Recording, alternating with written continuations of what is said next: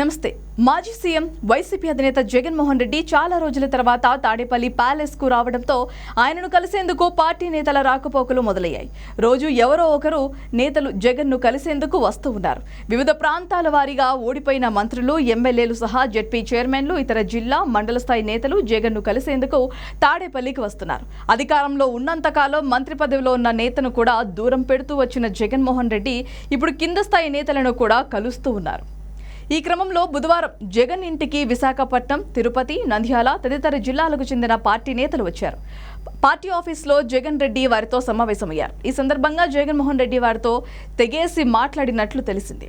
వెళ్ళిపోవాలనుకునే వారిని ఎంతకాలం ఆపగలుగుతాం? అది వాళ్ళ ఇష్టం. విలువలు, నైతికత అనేవి వాళ్ళకి ఉండాలి. వెళ్ళేవారు వెళ్ళిపోతారు. బలంగా నిలబడగలిగే వాళ్ళే నాతో పాటు ఉంటారు. పార్టీలో నేను, అమ్మ విజయమ్మ ఇద్దరం మాత్రమే మొదలై ఇంత దూరం దాకా వచ్చాం. ఇప్పుడు మళ్ళీ మొదటి నుంచి ప్రారంభిస్తాం. మాకు ఇబ్బంది ఏమీ లేదు అని వైఎస్ జగన్ వ్యాఖ్యానించినట్లు తెలిసింది.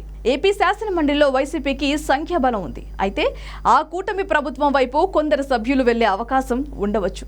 ఇప్పటికే కొందరికి ఫోన్లు వచ్చి ఉంటాయని ఇటీవలే పార్టీ నేతలతో జగన్ అన్న మాటలపై ఈ విధమైన చర్చ జరిగినట్లుగా పార్టీ వర్గాలు తెలిపాయి. దానిపై జగన్ స్పందిస్తూ గతంలో 23 మంది ఎమ్మెల్యేలు వెళ్లారని, వాళ్లలో ఎంతమంది ఇప్పుడు అధికారంలో ఉన్నారు? అటు ఇటు వెళ్లేవారు ఎటు కాకుండా పోతారు. ఎవరిష్టం వాళ్ళదని వ్యాఖ్యానించినట్లు తెలిసింది.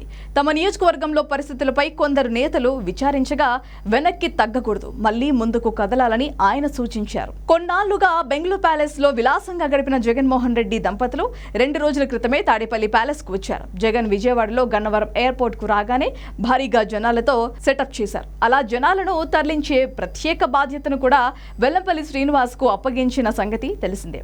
ఆ మర్నాటి నుంచి జగన్ వైసీపీ నేతలకు అందుబాటులో ఉంటున్నారు. వివిధ నియోజకవర్గాలు, జిల్లాలో పార్టీ పరిస్థితులపై నేతలతో సమీక్ష నిర్వహిస్తున్నారు.